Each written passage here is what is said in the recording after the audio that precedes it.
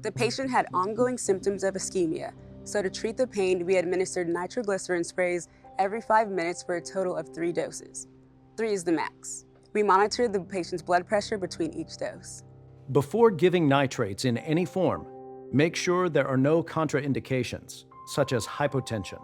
Also, confirm that the patient hasn't taken any phosphodiesterase inhibitors for pulmonary hypertension or for erectile dysfunction in the past 24 to 48 hours.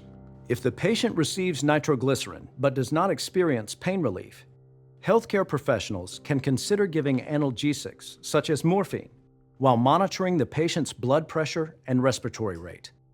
Use morphine with caution for patients with unstable angina.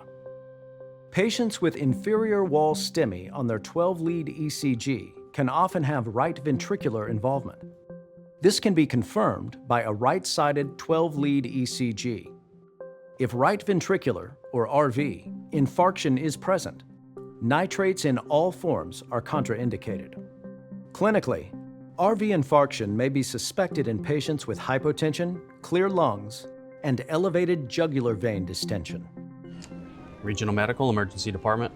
Regional Medical, this is Rescue 2, reporting STEMI alert. 62-year-old female, stomach and jaw discomfort that started half an hour ago.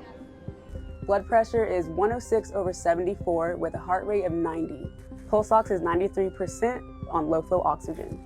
She chewed 325 milligrams of aspirin and received 2 rounds of nitroglycerin sprays and is still reporting discomfort. The 12 lead shows ST segment elevation of 3 to 4 millimeters in leads B1 through B4. ETA is 10 minutes.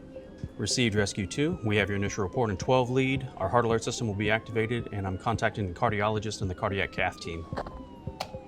Our facility is working on speeding up treatment times for patients with ACS. We try to reduce delays by having everything ready when the patient arrives.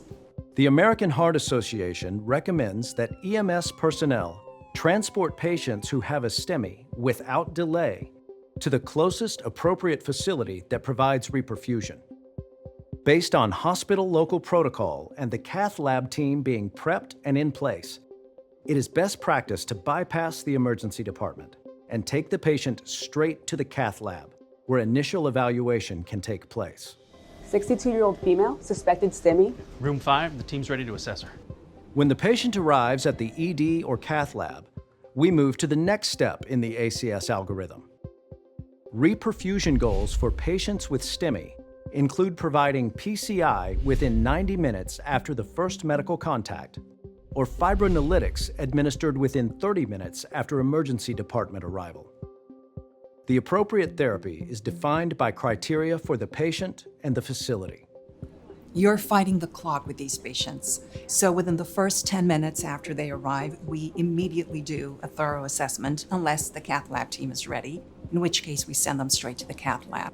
Our assessment includes taking vital signs, getting a brief targeted medical history, completing a fibrinolytic checklist, and obtaining blood studies, including a STEMI panel and an additional ECG. We also get a chest X-ray as quickly as possible, but within the first 30 minutes of arrival.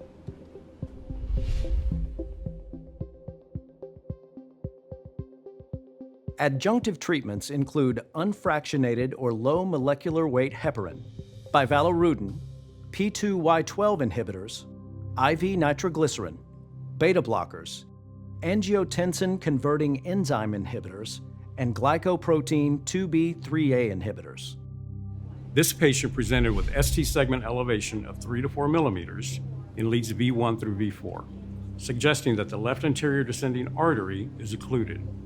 We're prepping for PCI now to restore blood flow.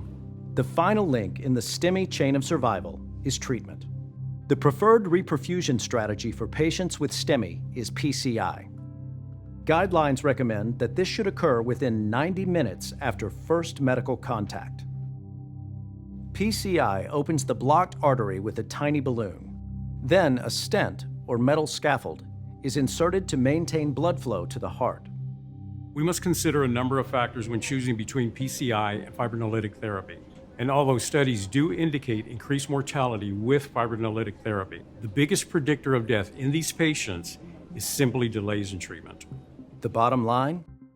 The stronger your chain of survival, with lay rescuers, first responders, and medical systems working in concert to rapidly recognize and deliver treatment, the better the outcome.